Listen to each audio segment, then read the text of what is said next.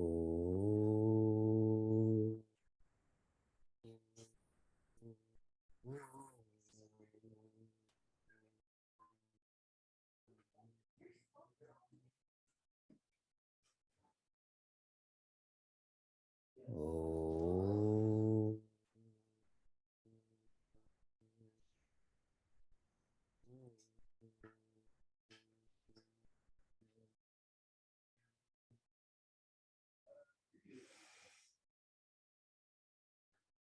Oh.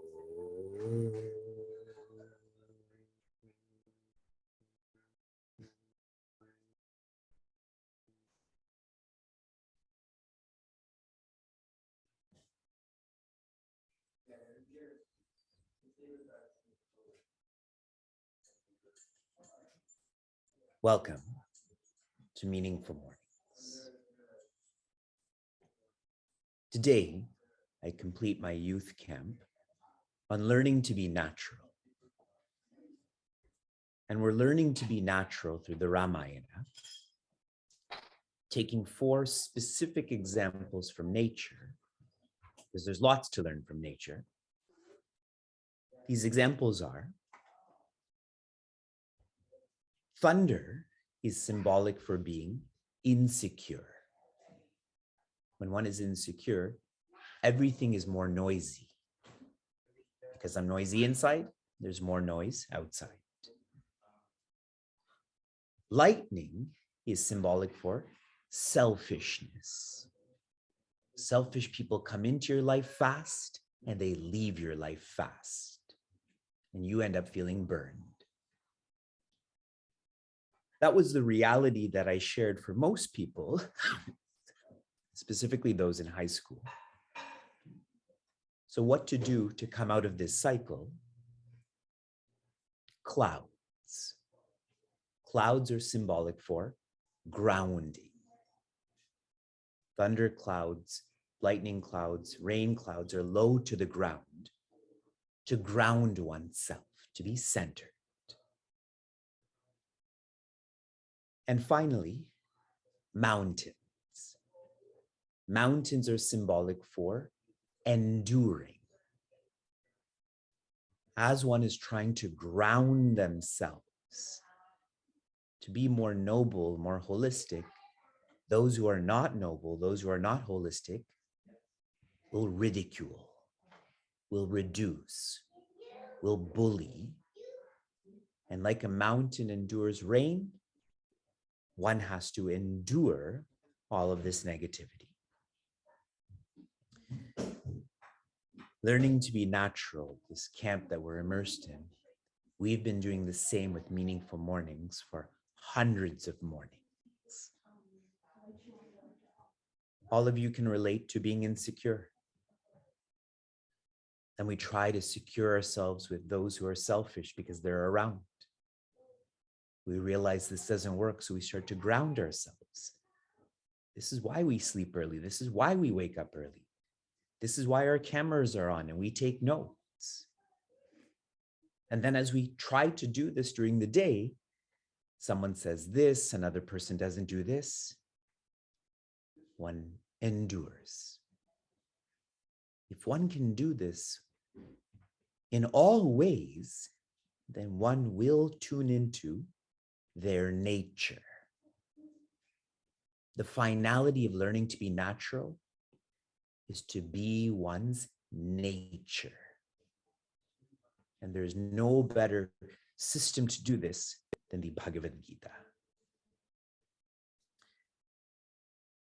Coming back to the Ramayana, there's a certain section where the main teachings revolve around Mitra Dharma. That is the responsibilities or qualities of a friend. What the Ramayana teaches, one is a friend if they're compassionate. Another person is more important than oneself. In Bhagavad Gita, Sri Krishna is being our friend. He's being compassionate with us because he's teaching us about dying. Most are too afraid or too ignorant to discuss dying, but Sri Krishna is being compassionate. This is going to happen to us. Be ready. Another dharma of a mitra is that they challenge us. Challenge us to be better, to follow yoga. And this is why I've repeatedly shared with all, one's best friend is the one who introduces you and encourages you to be in satsanga. In a community where the focus is on inclusivity, integrity, ideally, infinity, challenging you to not feel ordinary. And Sri Krishna is challenging us to know that there's more than dying, there's more than death. You are beyond dying and death.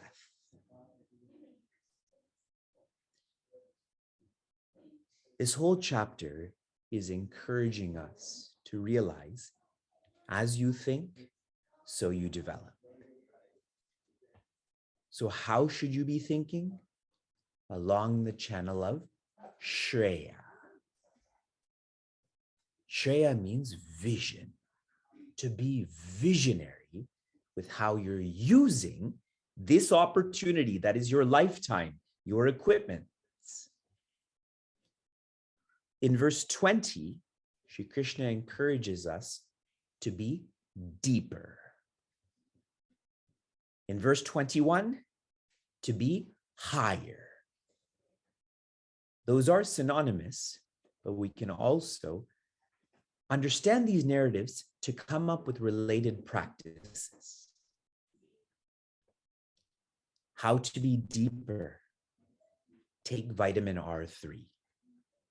Before you engage in your responsibilities, read for 10, 20 minutes, write for 10, 20 minutes, reflect for 10, 20 minutes.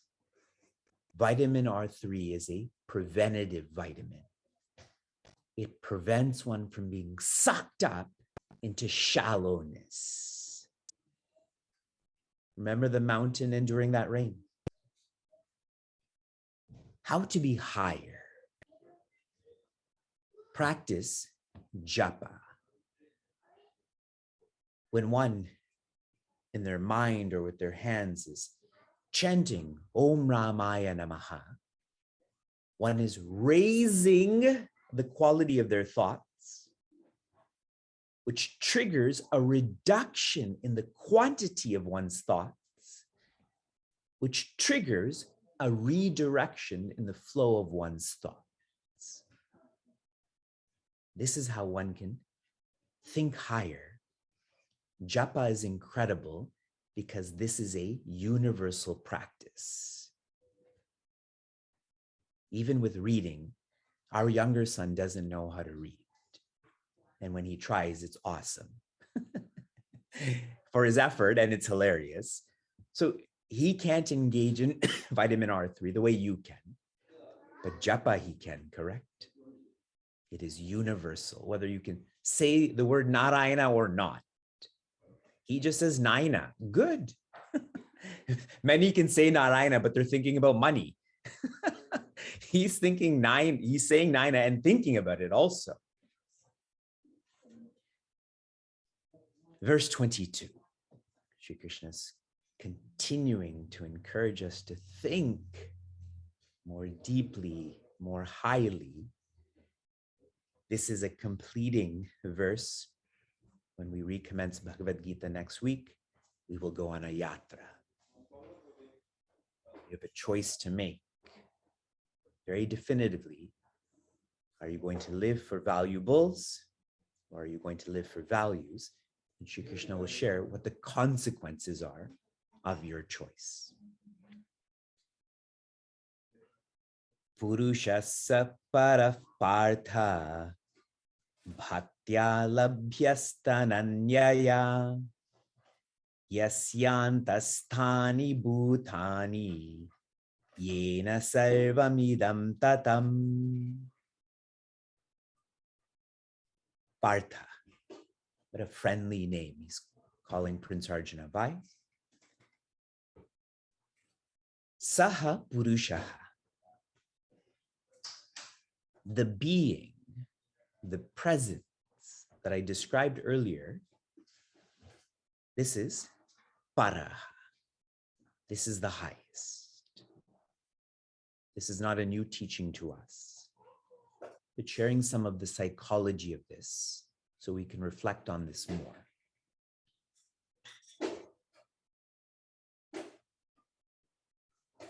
A capitalistic society has the fabric of competition.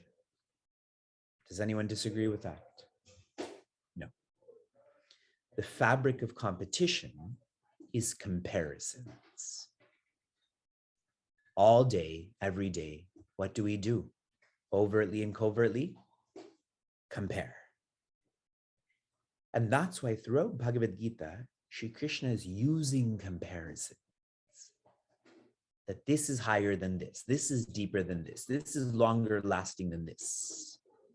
He's doing this to pull us away from comparing about the shallow, the texture of your hair, the richness of your account, to comparing what is going to make you more joyous in a deeper, higher way. It is through this change in how we're comparing that we are led to that which is incomparable. Infinity is incomparable. What would you compare it to? Space changes, air changes. Purusha means completeness. The one who feels complete, Purnatva, nothing can touch them. They're incomparable. How can a person like Prince Arjuna, how can a person like Vivek feel this? Bhaktya. It is by bhakti. Labhyaha, that one gains, realizes. But what kind of bhakti? Tu, indeed, ananyaya. This bhakti is singular. Not also, rather alone. What does bhakti mean? Bhakti means devotion. What does devotion feel like? Love. What does love feel like? Dependence. That we can definitely relate to. We depend on our car's function. We depend on validation, emotion. When one's only dependence is on the one who is the only one who's dependent, then one will feel complete. I keep reminding our high school students, if you accept validation from the one who's seeking validation, obviously you're going to be insecure. The only one who has the right to validate us is one who doesn't need validation. Because then they care about us. It's not tainted by their own insecurity.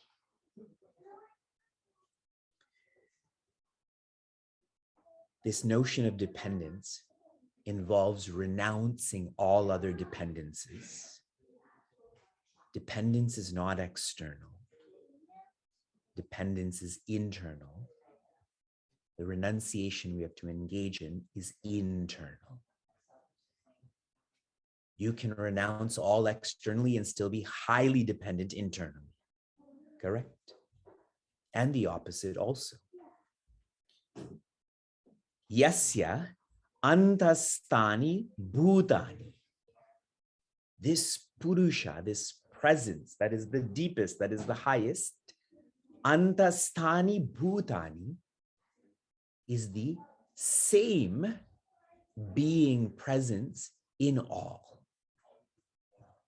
Unconditionally.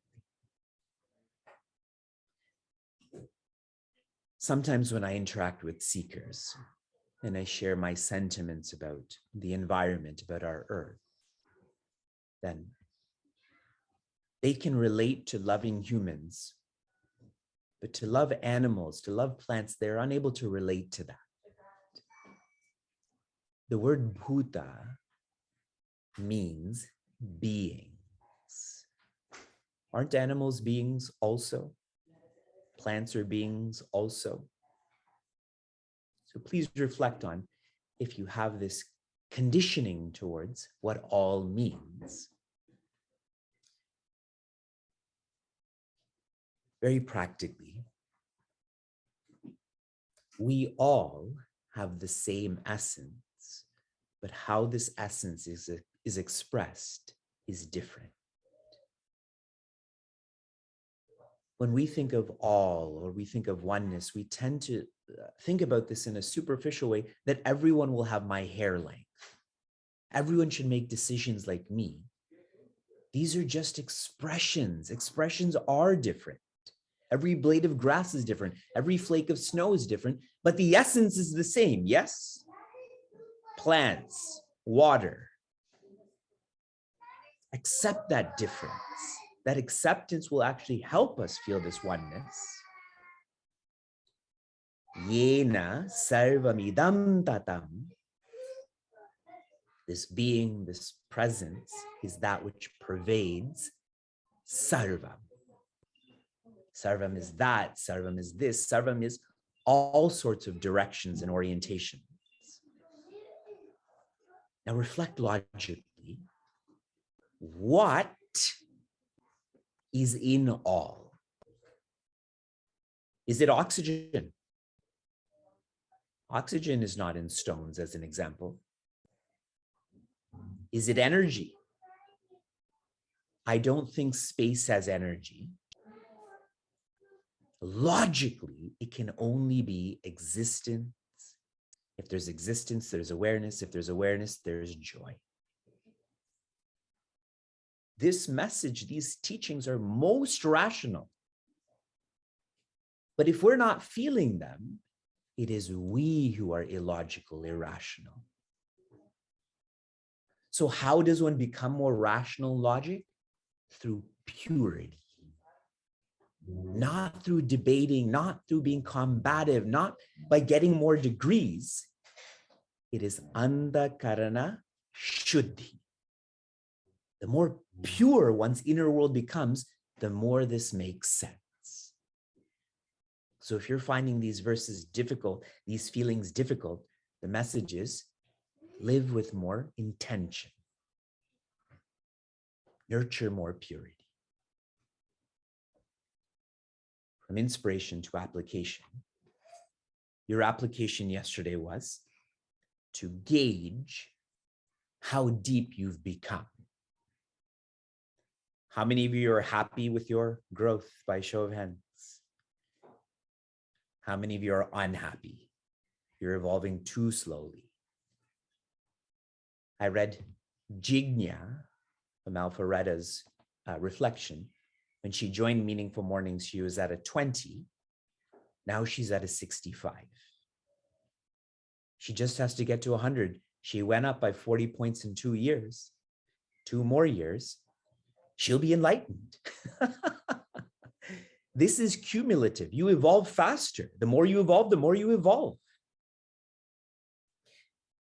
Your application for this morning, leading to Monday, it has now been exactly 2 months since we completed our 2021-2022 courses. In 2 weeks, registration for our 2022-2023 courses will commence. Reflect on what courses you are going to be part of. Being part of this means you're going to commit to. No annotating, no feeling that you're an exception. Those are just egotistical excuses. What are you going to commit to? And who are you going to request to be in the course with you? Reflect on who your study buddy is going to be. Shanti, Shanti, Shanti. Be safe, be sound, be serene, be joy.